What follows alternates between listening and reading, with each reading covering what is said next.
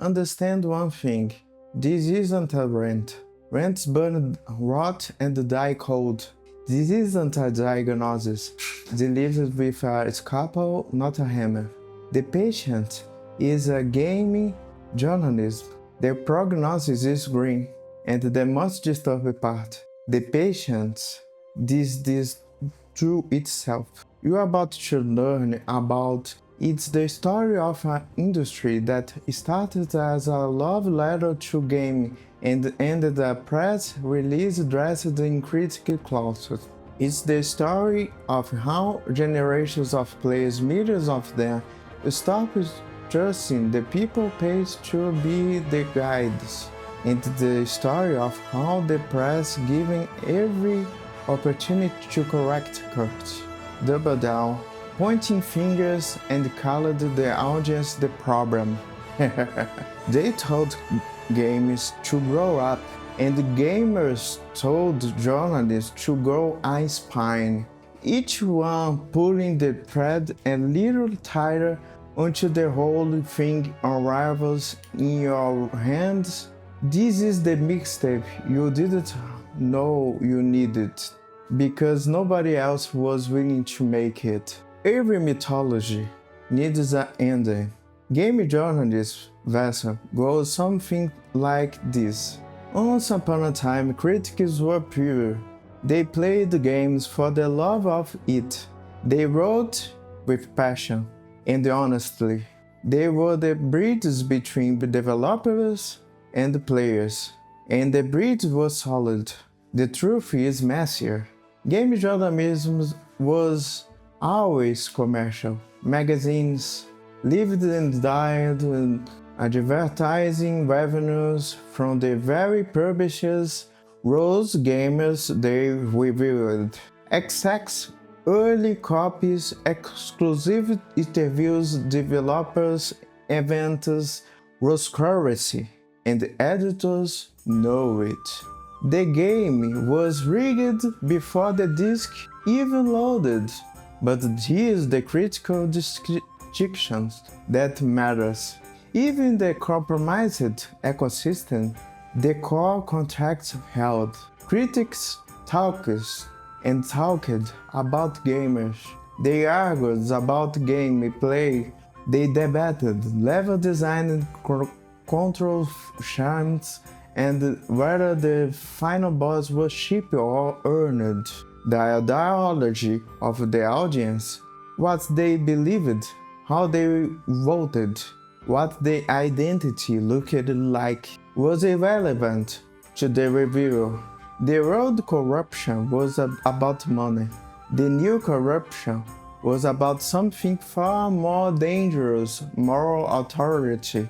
By 2012, the context was quite being rewritten, and almost nobody noticed it until it was too late. To understand what broke, you have to understand the ecosystem that formed around 2012. The indie game scene was exploding. Twitter was ascending at the cultural town square. A new class of games writers had arrived, not through our love of systems and mechanics, but through cultural criticism, film theory, and the political activism. None of that is entirely wrong.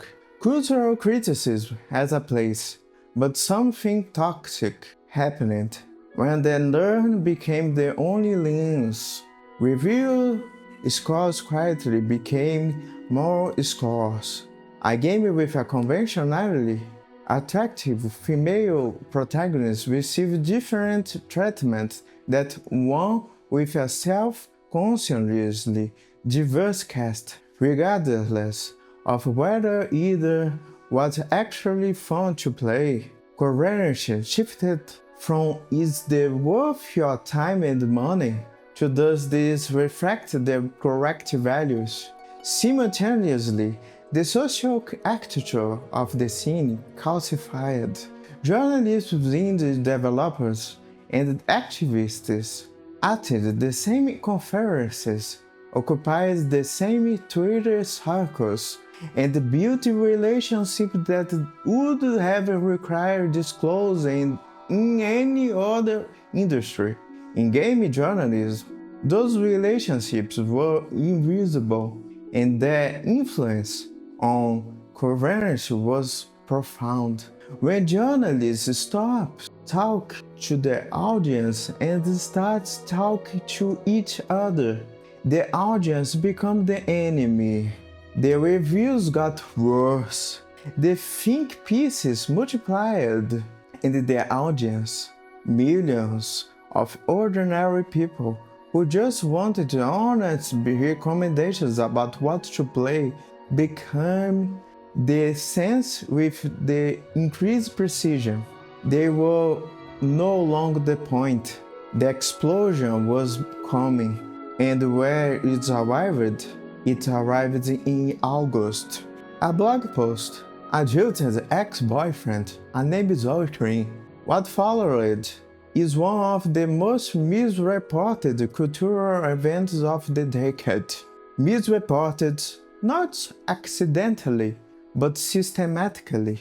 So let's be precise about what actually happened, because precision is exactly what the mainstream coverage refuses to provide. The initial post allegedly personal misconduct and described professional relationships between Queen and several figures in game media, including a journalist at a prominent outlet who had written privately about her work. The personal details were sensationalist, and the professional details were explosive. What galvanized the game community, and the distinction is crucial, was not the personal story, it was the professional one, because the relationships described weren't anomalies, they were symptoms of a system that had been visible to careful observers for years. Journalists and developers operating in the same social circles, trading favors, scratching backs, and never disclosing any of it to the audience who trusted them. Gamergate didn't create the distrust, it proved the distrust had been justified all along. Then came Game Journal Bros, a private mail list, more than 100 journalists from competing outlets, where editorial decisions were discussed. Certain voices were strategically blacklisted, and the narrative strategies were coordinated. This wasn't a conspiracy theory. This was documented. It was real. It was exactly what ethic code existed to prevent. The response from the press was catastrophic, and the releasing with hours, literally hours, a coordinated wave of articles dropping across Kotaku, Polygon, Gamma Austro, The Guardian, and a dozen other outlets, all bearing near identical headlines. Gamers are over. Gamers don't have to be your audience. The end of gamers. Simultaneously was not coincidence, and gamers, people who had grown up debugging code, optimizing builds, studying mechanics, were not naive enough to miss it.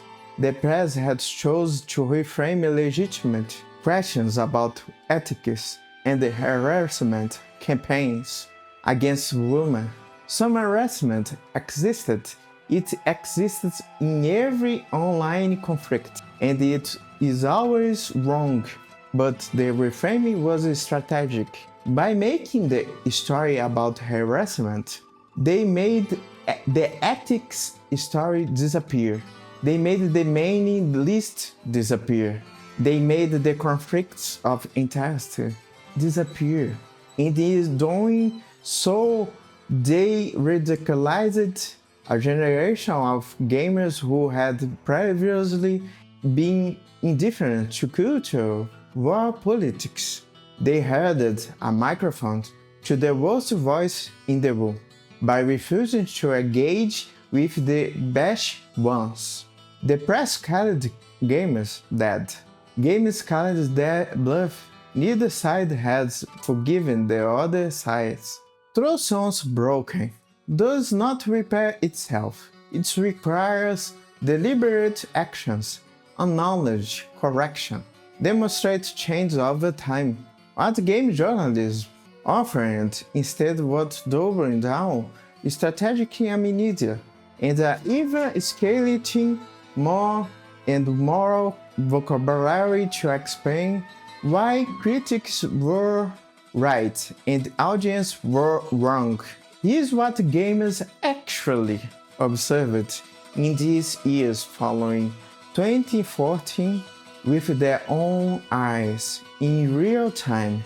The pattern of ideological politics received a score that bore no relationship to the mechanics of craft. Games that prioritized fun over message, particularly those beloved by large, enthusiastic audience, received lectures instead of reviews. The pattern was not consistent. It was inevitable, enough to be empirically testable. Games that tested it, the patterns held. The failed predictions games journalists declared with solemn authority that single-player games were dying. The live service was the future, that certain franchises were toxic, relaxed, and certain new IPs were the dawn of something better. The market answered. The market was relentless. The journalist moved on without correction. Audience capture in real time. Watch a large outlet Twitter feeds in 2014 versus 2019. What's the shift in who they are speaking to? The casual player, the enthusiastic. The person asking is the worth $60? That person disappears from the calculus. The audience become other journalists, activists, ideological allies. The actual reader becomes a peripheral concern.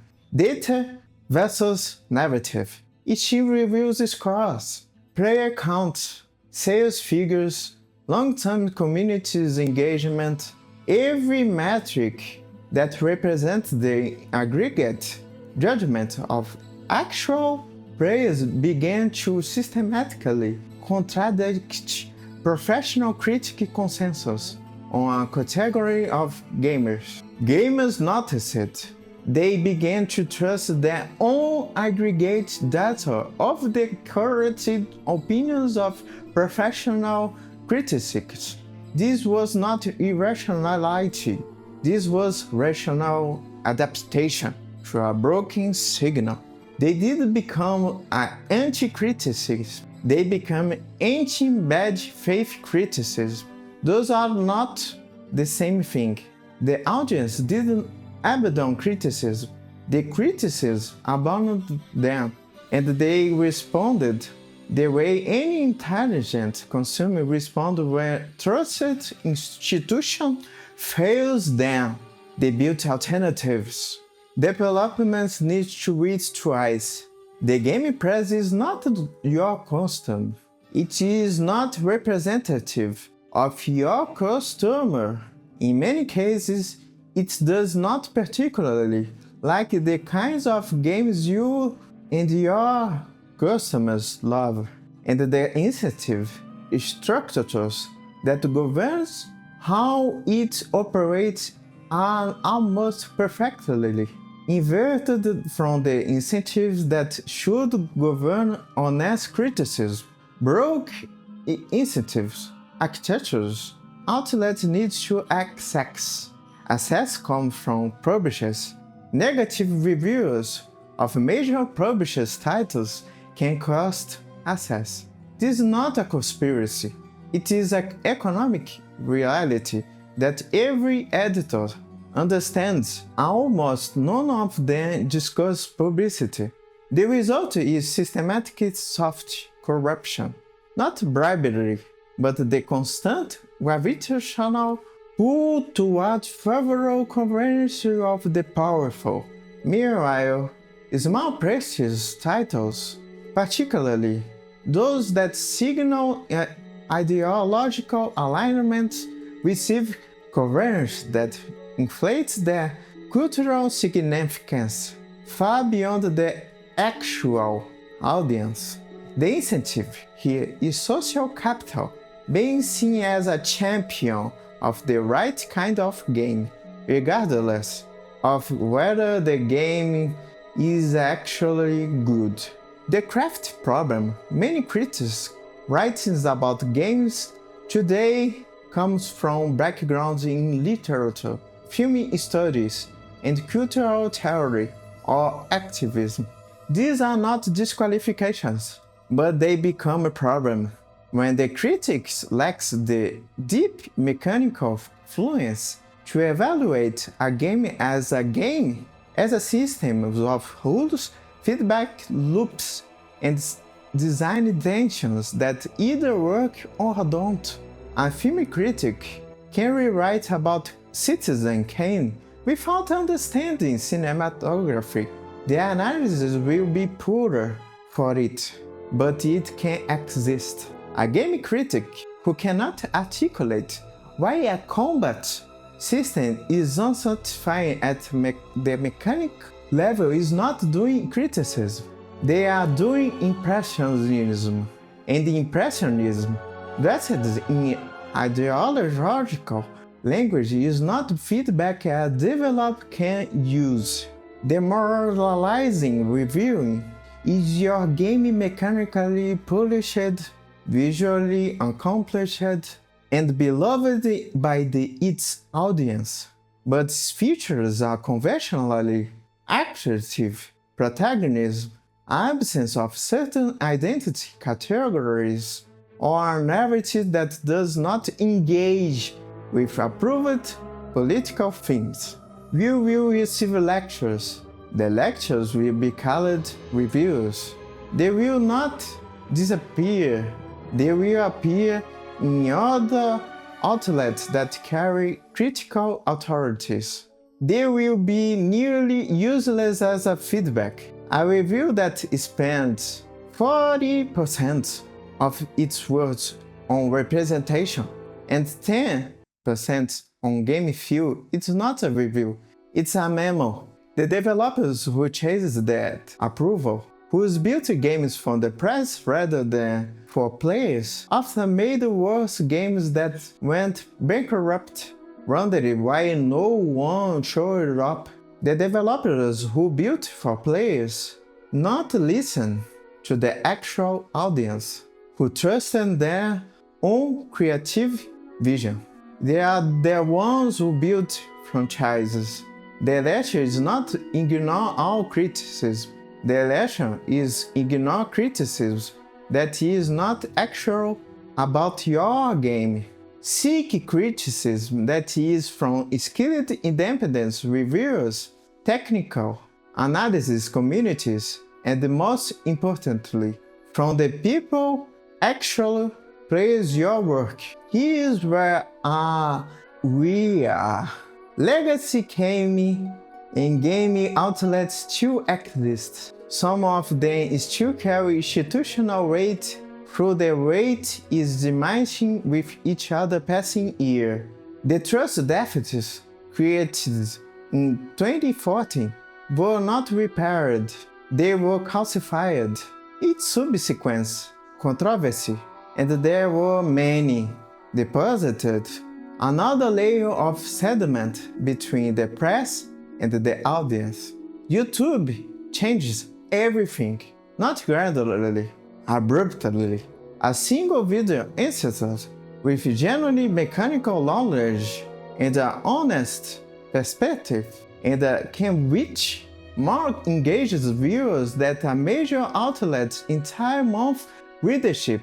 Twitch made it possible for audience to observe games being played by people they actually trust in real time, without editorial meditation.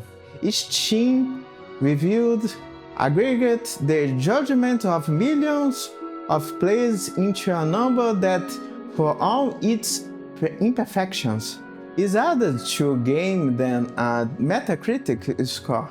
What actually improved disclosure policies got better. The sustained pressure of 2040 and beyond forced sometimes outlets to formalize what had previously been invisible.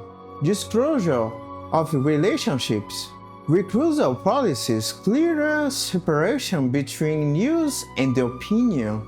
This is generally a progress. It came from external pressure, not internal virtue, but it came. A new generation of independent critics emerged, who combine mechanical fluency with genuinely analytical ambition. They are not affiliated with publishers. They do not trade on access. They build audience through the trust rather than institutional authority. They are the most useful critics in the ecosystem today. What didn't improve the cultural capture of major outlets remain. The ideological lens that drove the most demanding coverage of 2040 is in many places more interested than ever. The audience for the coverage has narrowed. It is now largely other journalists, academics, and activists, but the outlets maintain the pretense of speaking to a general gaming audience. Developer relations with the press remain structurally compromised. The access economic is still operational. The incentives has not changed. The coverage that results from those incentives has not changed in any fundamental way. The audience adapted. Developers who listened to them thrived. The press that ignored them slowly disappearing. It's just wasn't noticed yet. This is not a script against criticism. Criticism is essential. Great criticism changes how you see a work. It reveals things you missed and contextualized, crafts with a story. It asks questions the creators didn't know they were answering. Gaming has produced great criticism. It has produced writers and thinkers who understand both the cultural rate and the medium and the mechanical specifying what makes it unique. They exist. They are not a myth. Here's what they share.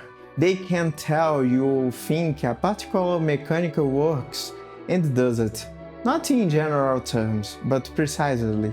They can articulate the difference between a combat system that feels good because of visual feedback versus one that feels good because of mechanical feedback. But the independent one, not the bigger one. Criticism. Independent criticism.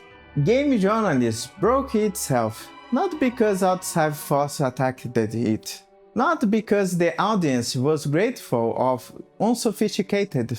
It broke itself because it abandoned its primary obligations: honest, specific, useful criticism delivered in service of the audience in favor of social capital, ideological alignment, and access economics. The audience adapted. They built YouTube channels and Discord servers, and the Steam reviews aggregators, and their own communities of trust. They found critics who respected them and ignored the one who who didn't. They voted with their time, their money, and their attention, and the results are visible.